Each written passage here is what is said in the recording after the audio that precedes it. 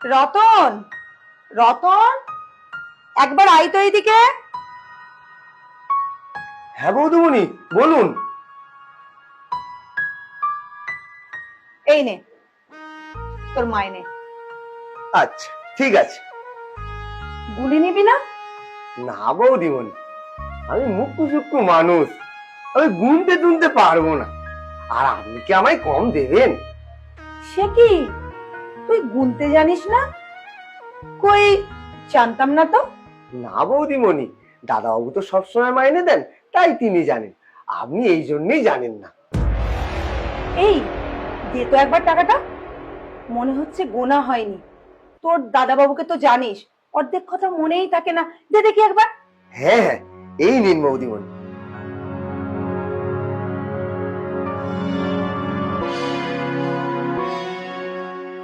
এ বাবা, এখানে তো অনেক বেশি টাকা আছে, তোর মাইনের থেকে অনেক বেশি। কত বড় ভুল হয়ে যাচ্ছিল বলতো। তাই? ইস, সে কি কাণ্ড! আপনি ভাগ্যিস গুনলেন। ঠিক করে গুনে দিন বৌদিমণি। তোর মাইনে তো ৮,০০০ টাকা, তোর দাদাবাবু দেখ এখানে ১১,০০০ টাকা রেখেছে। ওর মন যে কোথায় থাকে কে জানে। এইভাবে কত টাকা নয় ছয় হয় বলতো। তোর কাছে না হয় এই টাকাটা গেলে তুই পরে ফিরিয়ে দিতিস, কিন্তু অন্য কারো কাছে গেলে এই টাকাটা পেতাম বল। তাই? কি কাণ্ড, কি কাণ্ড! আপনি ঠিক করে গুনে দিন বৌদিমণি। এই নে তোর ৮,০০০। ৩,০০০ টাকা না এখানে বেশি ছিল। ঠিক আছে, আমি আসি বৌদিমণি।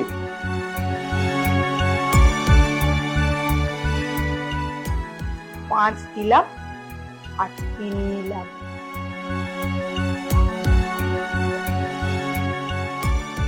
আরে রতন, এত হন্তদন্ত হয়ে কোথায় যাচ্ছিস? দাদাবাবু, আপনার মাথাটা দিন দিন খারাপ হয়ে যাচ্ছে। আমার মাথা খারাপ হয়ে যাচ্ছে? কি যে বলিস, কিন্তু কেন? এই যে ৮,০০০ টাকার বদলে আমাকে ১১,০০০ টাকা দিয়েছিলেন। ১১,০০০? তোকে কে বললো? তুই তো গুনতে জানিস না, টাকা নিয়েই চলে যাস। কিন্তু এবারে বৌদিমণি গুনে দিলেন।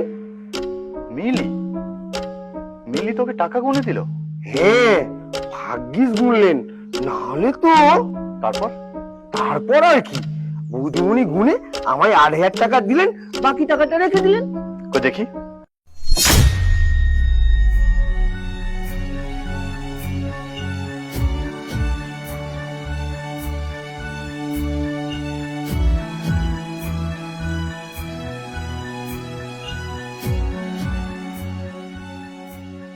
মিলি, এই নাও ৮,০০০ টাকা, তুমি রতনকে দিয়ে দিও তো।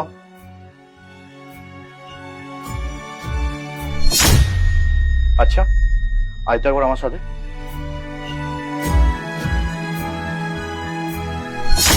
মিলি, মিলি, কি হলো, এত চিৎকার করছো কেন? তুমি রতনকে কত টাকা দিয়েছো? কেন, তুমি যা দিয়েছিলে আমি তাই দিয়েছি ওকে। মিলি, আমি ৮,০০০ দিয়েছিলাম, কিন্তু এখানে তো ৫,০০০ আছে। না না দাদাবাবু, আপনার ভুল হচ্ছে। আপনি ভালো করে গুনে দেখুন তো, গুনে দেখুন। কি হলো মিলি, চুপ কেন বলো? চুপ কেন? তুমি ভালো করেই জানো আমার টাকা গুনতে ভুল হয় না, কারণ আমি ৩ থেকে ৪ বার টাকাটা গুনে দিই। তাহলে কোথাও হারিয়ে গেছে। না না বৌদিমণি, আমি কোথাও টাকা হারাইনি।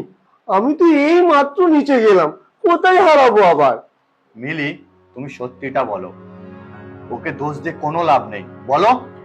হ্যাঁ হ্যাঁ, আমি নিয়েছি। আমাদের এখন অনেক খরচ, তাই ভাবলাম ওর থেকে এটা নিয়ে রাখি। ছি ছি মিলি, ছি, এটা কি ধরনের কথা? এটা কোনো কথা হলো? এতদিন জানতাম কাজের লোকেরা টাকা চুরি করে নেয়, কিন্তু আজ তুমি কাজের লোকের টাকা চুরি করে নিলে। ছি! চুরি?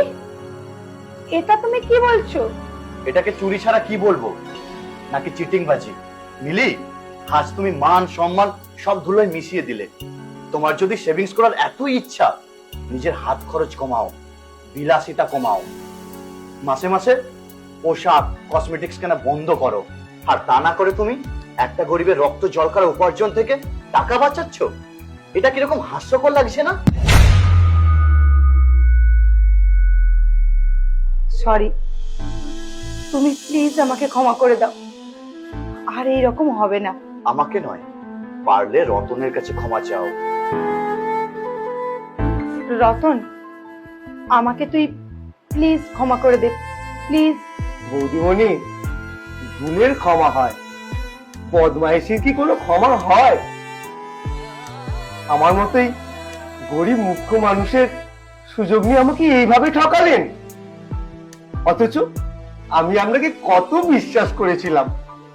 আর যেটা করলেন সেটা ঠিক করলেন না বৌদিমণি। লোক গরিব মানুষদেরই অবিশ্বাস করে, মনে করে গরিব মানুষেরাই শুধু চুরি করে। কিন্তু আজ যেটা জানলাম, বড় লোকেরাও চুরি করে। আমি আর এখানে কাজ করব না, আমি আসি বৌদিমণি। দাদা বাবু, আমি আসি। হ্যাঁ, আজ তোকে আমি আর আটকাবো না, কারণ মানুষ জানুক গরিবেরও আত্মসম্মান আছে। একটা চোরের সাথে থাকবো কিনা আমাকেও ভেবে দেখতে হবে।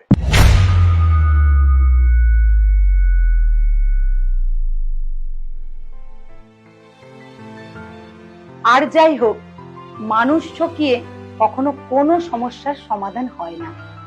বিশেষ করে যে আপনাকে খুব বিশ্বাস করে, তাকে ঠকানো একেবারেই ঠিক নয়।